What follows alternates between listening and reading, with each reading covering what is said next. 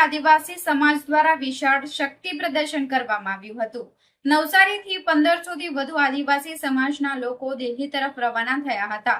સંઘ પ્રદેશ, દાદરાનગર હવેલી, સેલવાસ, વલસાડ, ડાંગ, તાપી અને સુરત જિલ્લાના આદિવાસી સમાજના લોકો નવસારી ખાતે એકત્ર થયા હતા। નવસારીના રામજી મંદિરથી રેલવે સ્ટેશન સુધી આદિવાસી સમાજ દ્વારા વિશાળ રેલી યોજાઈ હતી। પરંપરાગત વેશભૂષા અને સૂત્રોચ્ચાર સાથે સમાજના લોકો રેલી સ્વરૂપે સ્ટેશને પહોંચ્યા હતા। ત્યાંથી વિશેષ ટ્રેન મારફતે તેઓ દિલ્હી તરફ રવાના થયા હતા।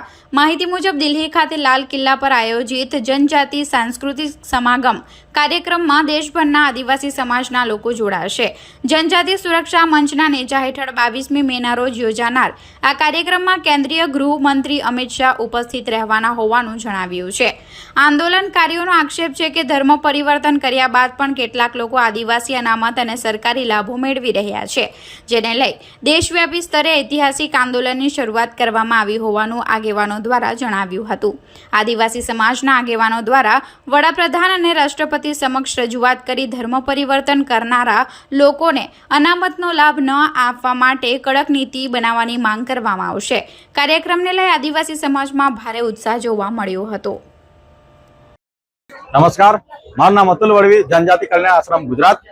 તારીખ 24 મે 2026 ના રોજ દિલ્હી ખાતે સમસ્ત ભારત દેશના જનજાતીય સમૂહ ભેગા થઈ આદિવાસી સમાજની પૂજા પદ્ધતિ, રીત રિવાજના સંરક્ષણ હેતુ સંશોધન બિલ માટે રાષ્ટ્રપતિ શ્રી અને ગૃહમંત્રી શ્રી અમિત શાહજીને આવેદન પત્ર આપવાના છે। રામ રામ। આ સમસ્ત ગુજરાતમાંથી આદિવાસી સમાજ ભેગા થયેલો છે અને સમસ્ત ભારત દેશમાંથી બધા આદિવાસી સમાજના ત્યાં બધા ભારત દેશના જે આદિવાસી જનજાતિ 500 થી વધારે જનજાતિઓ છે તે ભેગા થઈને આ સંશોધન બિલ માટે આવેદન આપવાના છે।